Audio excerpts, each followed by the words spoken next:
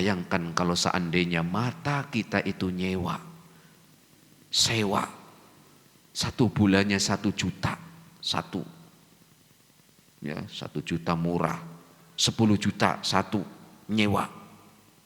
Kalau 20 juta, kalikan setahun, ya. Kemudian kalikan selama kita hidup berapa puluh tahun, berapa uang yang harus kita keluarkan, itu baru mata. Ya. Belum lagi pendengaran, ya. Belum lagi pendengaran, kita mampu mendengar. Ini nikmat besar, ya. Kenikmatan yang Allah berikan kepada kita, ya. Kita mampu bernafas, nafas. Kita bisa mendapatkan nafas dimanapun kita berada. Di masjid kita dapat nafas, di tempat kerja kita dapat nafas, di tempat pengajian juga dapat nafas. Bahkan kadang-kadang malah nafasnya teratur banget sambil ngaji. Ya, nafasnya apa? Teratur banget. Ternyata tidur. Ya. Mudah kita mendapatkan nafas ini. Kita bisa hidup.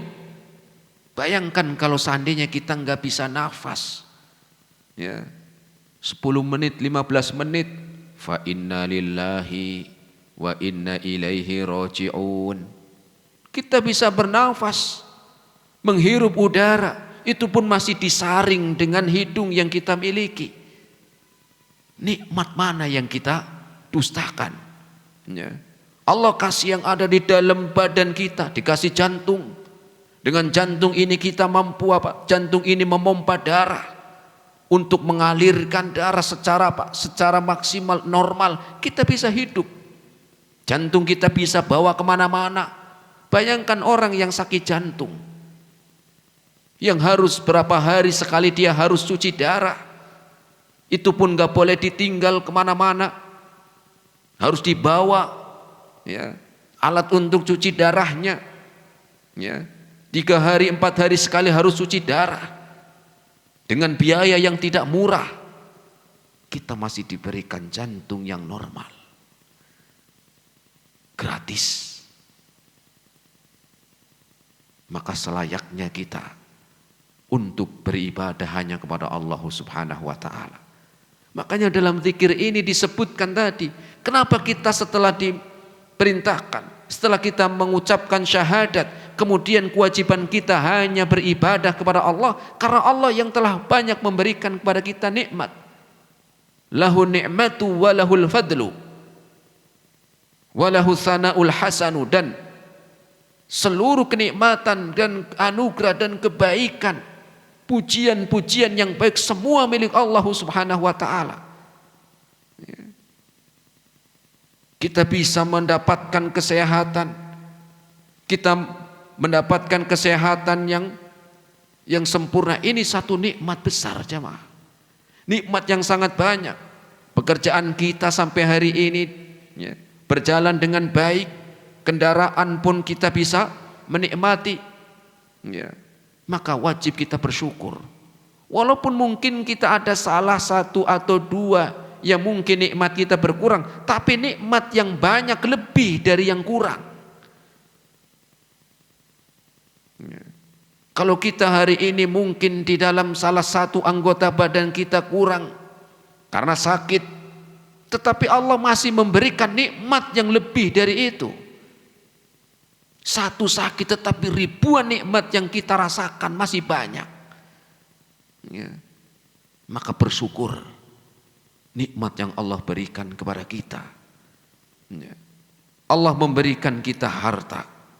Ya. Maka layak ketika Allah perintahkan untuk kita hanya beribadah kepada Allah saja. Bayangkan kalau seandainya ada orang ngomong ke jenengan nih, Bu atau Pak, jenengan 1 tahun kebutuhannya habis berapa misalnya.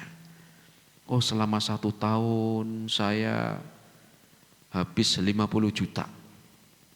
Semuanya. Kemudian ada orang ngomong begini, sudah 1 tahun ini Semua kebutuhannya jenengan Pak atau Bu dicukupi sama satu orang ini. Semuanya. Rumah ngontrak dibayarin. Ya.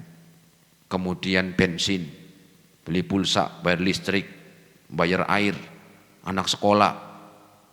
Dibiayain semuanya. Tanpa keluar sepeser pun, 1 rupiah pun enggak. Kira-kira jenengan seneng enggak sama orang itu? Kalau seandainya ada orang model begitu, ada enggak? Seneng enggak? Seneng. Sangat seneng. Ya, kalau ada luar biasa. Saya juga mau tuh. Ya. Pasti tentunya kita senang dengan orang itu. Kemudian ketika orang itu minta, ya, minta apa? Minta sesuatu. Tolong ya Pak, Bu, besok ya antarkan barang saya yang ada di toko ke rumah. Cuman disuruh itu. Nanti barang itu yang diantarkan ke rumah buat jenengan lagi. Pasti kita akan melaksanakan. Kenapa? Karena kita sudah merasa berhutang budi, betul. Kita sudah merasa berhutang budi selama 1 tahun sudah dibiayai. Pasti kita nggak mungkin nolak.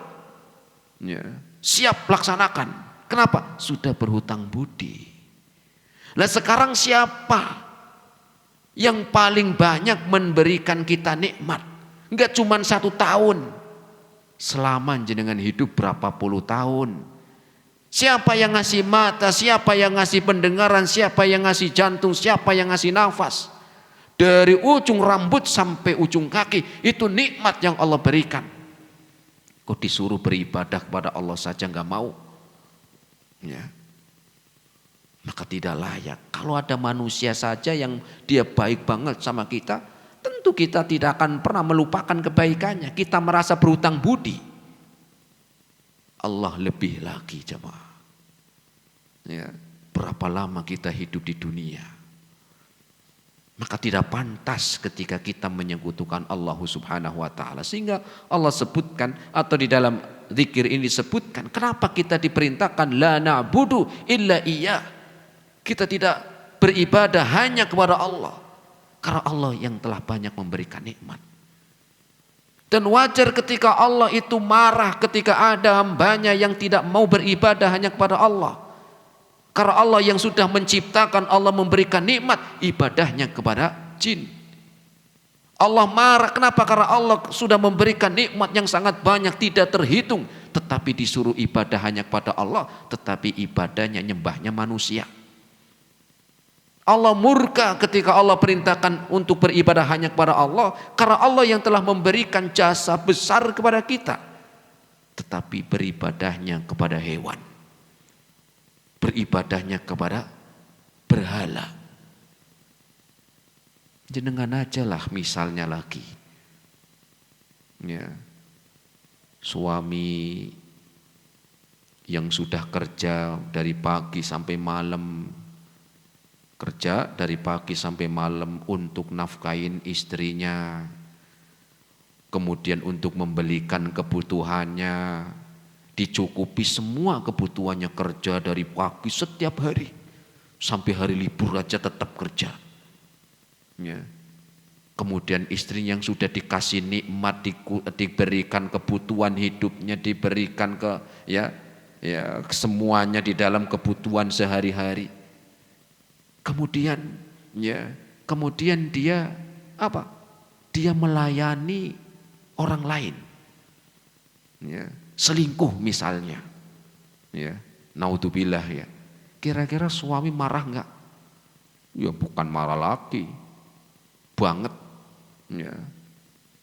Kenapa? Karena demikian manusia, saya yang sudah memberikan nafkah, mengurusi, memberikan kebutuhan semuanya, ya.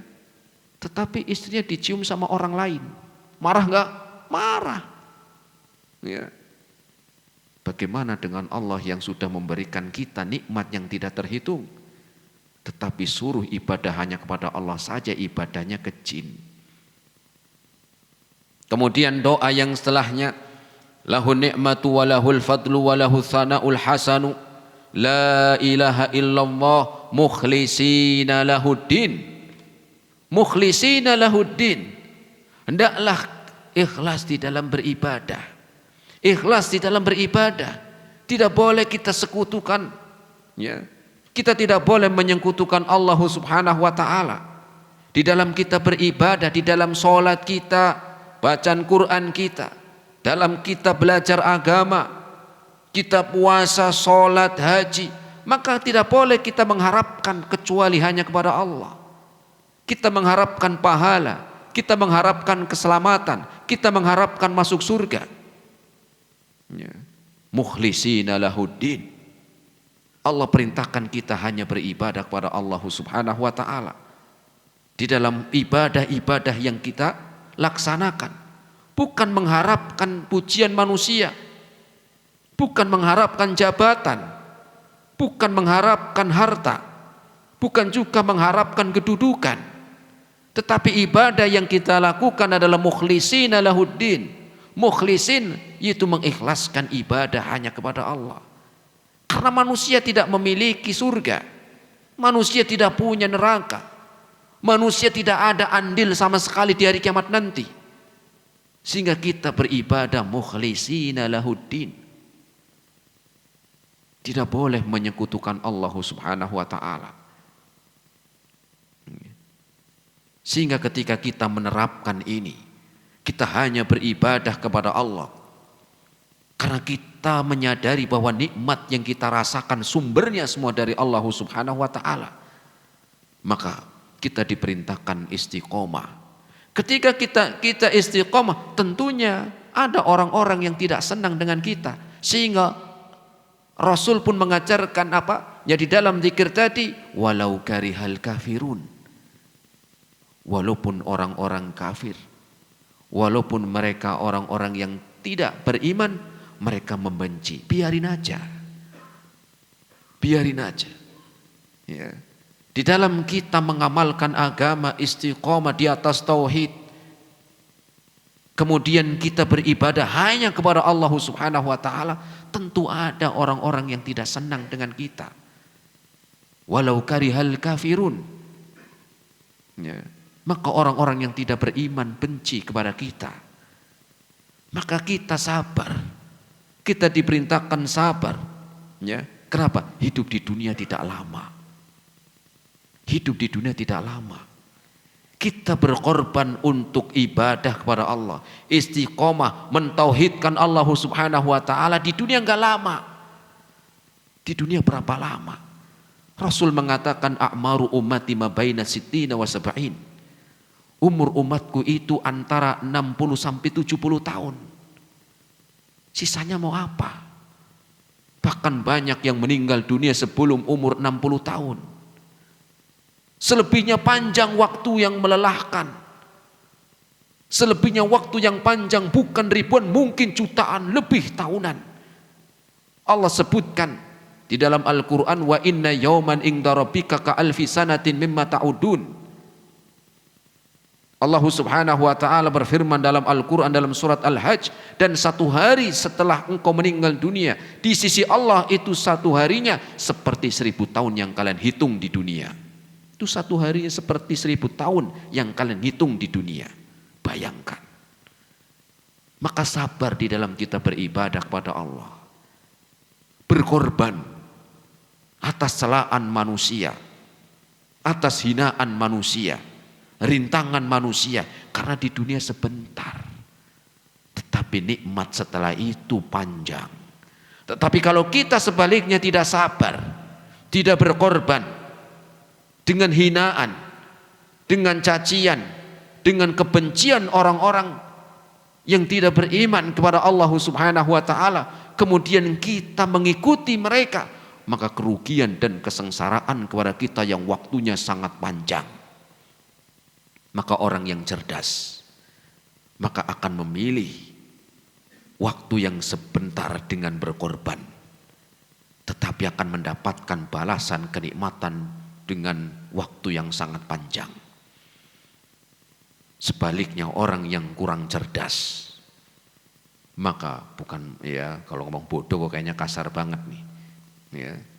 Orang yang gak cerdas maka dia tidak sanggup, tidak sabar, dan tidak berkorban di waktu yang sebentar, maka dia akan mendapatkan kesengsaraan dengan waktu yang lama. Na'udzubillahi min dzalik. Naam. Kemudian satu lagi zikir yang bisa kita baca setelah sholat, bisa dicatat. Allahumma a'inni, Allahumma a'inni ala dzikrika wa syukrika wa husni ibadatika, wa husni ibadatika. Saya ulangi. Allahumma a'inni ala dzikrika wa syukrika wa husni ibadatika, wa husni ibadatika. Coba bareng-bareng, ini pendek, kalau tadi panjang. Ini zikir yang diantaranya zikir yang singkat. Coba 1, 2, 3.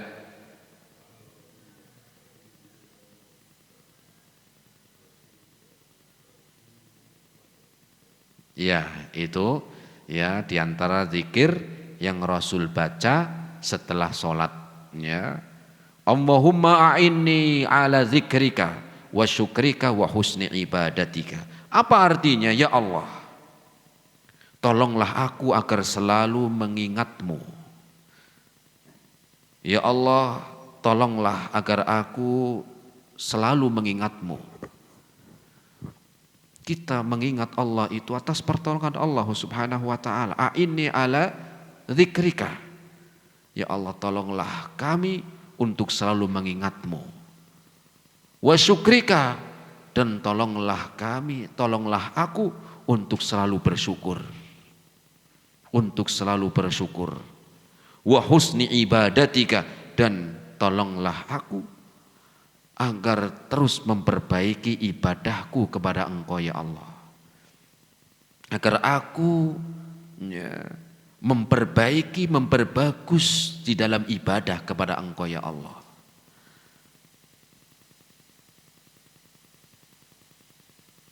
Hadis ini disebutkan oleh Al-Imam Abu Daud. Rasul sallallahu alaihi wasallam bersabda, ya Mu'adz, wahai Mu'adz, la tada'anna fi duburi kulli salatin. Wahai Mu'adz, Rasul menasihati Mu'adz dan yang umumnya kepada umatnya, janganlah engkau meninggalkan zikir setelah sholat dengan membaca Allahumma a'inni ala zikrika wa syukrika wa husni ibadatika. Ya, ini wasiat dari Nabi SAW untuk kita bisa membacanya setelah sholat. Ya. Apa artinya? Kita diperintahkan agar meminta pertolongan kepada Allah agar selalu mengingat Allah. Karena di dalam kita mengingat Allah bukan cuma di masjid, bukan cuma di pengajian, tetapi kita mengingat Allah di setiap tempat. Banyak orang beranggapan, ya, kalau masalah halal haram ngomongnya jangan di pasar, ngomong aja di masjid. Kita mengingat halal haram, mengingat Allah itu bukan cuma di masjid. Di rumah mengingat Allah, di masjid apalagi, di pasar. Sehingga apa yang kita lakukan dari perbuatan kita selalu mengingat Allah Subhanahu wa ta'ala.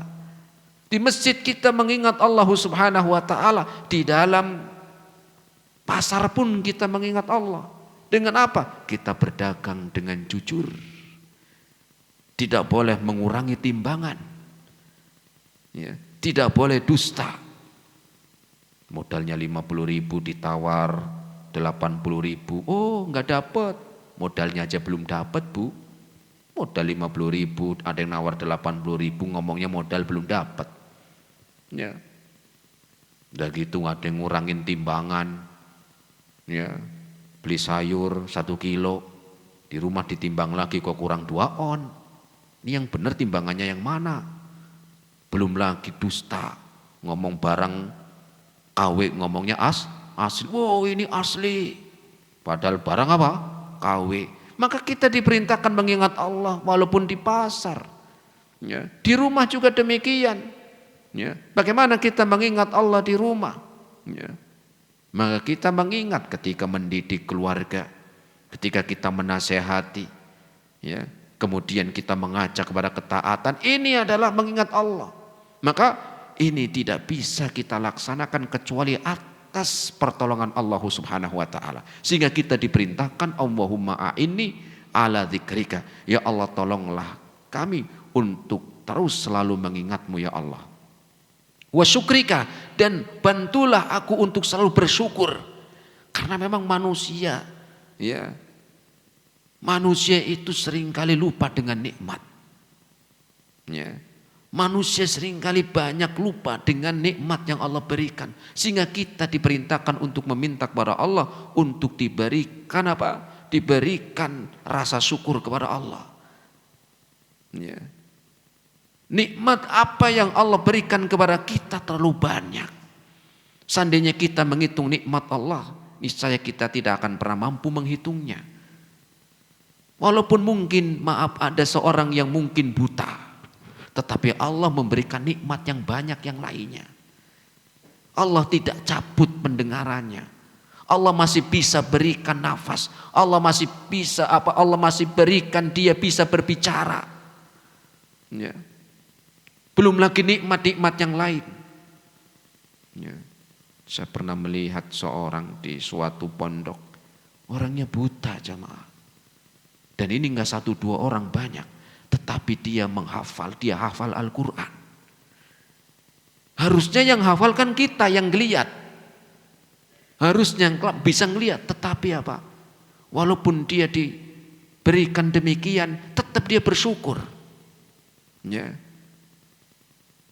Ada yang mungkin sakit kakinya, tetapi Allah masih bisa. Allah masih banyak memberikan nikmat yang lain. Di mana nikmat yang Allah berikan kepada dia, di sisi lain banyak orang yang tidak diberikan nikmat itu. Ada seorang yang kakinya misalnya sakit, tetapi Allah memberikan nikmat yang lain. Allah masih berikan nikmat melihat.